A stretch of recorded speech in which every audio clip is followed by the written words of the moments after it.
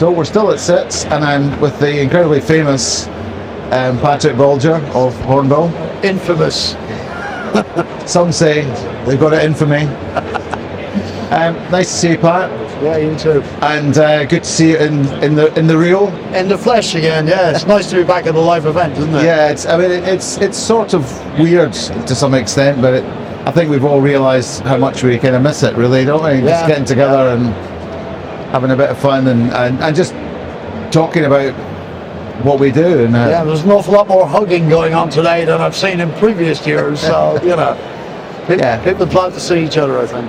As a Scot, I'm not into hugging particularly. I do it, but anyway. From the point of view of the industry, what have you? Are you seeing any new things that are not just sort of, in Paul Wilkinson's terms, new shiny things, but things that are embedding and sticking? I think huge change in terms of focus of IT people now. I would say probably 8 out of 10 in new inquiries we get now are about enterprise service management. So what we are seeing is a lot of traction, people realizing that actually IT are doing a good job in their own respect, HR are doing a good job, but actually most of the bottlenecks for employees come at the places where these touch each other. So, from HR to IT, on the facilities, whatever it is. And I think there's a lot more realization that actually if we're going to start making improvements, then those improvements have to go right across the piece rather than just improving each department in its own right. So employee experience is a big thing now. I had a session on earlier on with some customers, and the key points that they were making is that actually they're connecting silos now. And by virtue of the fact that IT is talking about HR and talking to facilities, they're actually understanding where the real challenges are, and they're coming at it largely from the employee's perspective. So big focus on automation. A lot of the stuff we're doing now is about taking out the menial tasks and stuff like that, and I think hell of a lot easier to do these days than in the previous days of writing a kind of a patchwork of scripts and stuff like that. It's all relatively straightforward, so a huge effort in that area. So I think a lot of the kind of more mundane work that IT was doing, if that can be got rid of, there'll be more space for this stuff, working with other teams and working to improve the employee experience. And of course, COVID accelerated that hugely.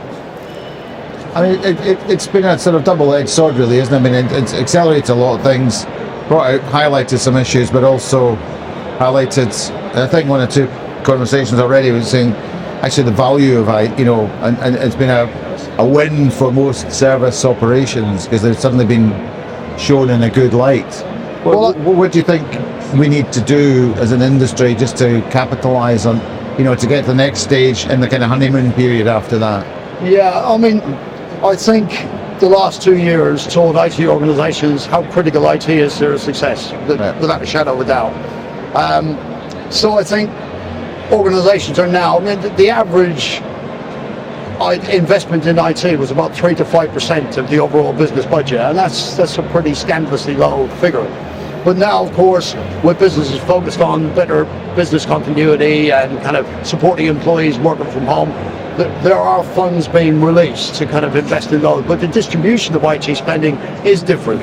So things like security is being focused on, supporting employees, the idea of low-code platforms, making it easier to automate and integrate stuff, that's all moving in the right direction. And I think now we're seeing more of an end-to-end view than perhaps we've done in the past. I mean, these conferences several years ago, we talking about CMDBs, and it was a very insular view, a very inward-looking thing. I think that has actually changed.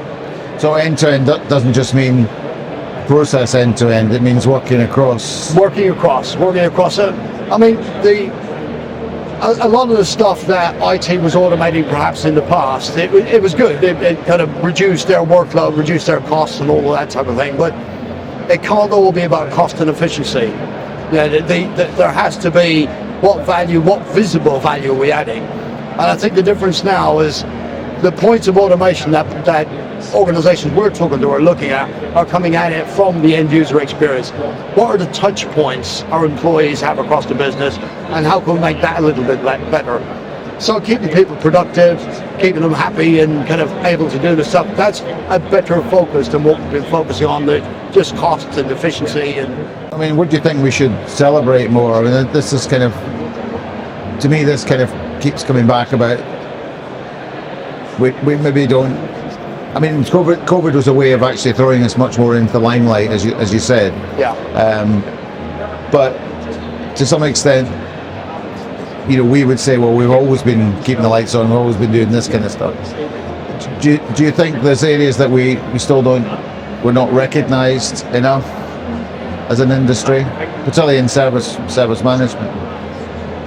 Yes, I do. I mean, it takes, things may have changed fairly radically, but the perception of IT within the organisation hasn't necessarily changed dramatically. I do think now there's more of a focus on how can IT help, because during the pandemic, I mean, we had loads of customers. I remember one customer talking to me about being in his car on holiday, designing processes for an analog business function that was heavily based on paper.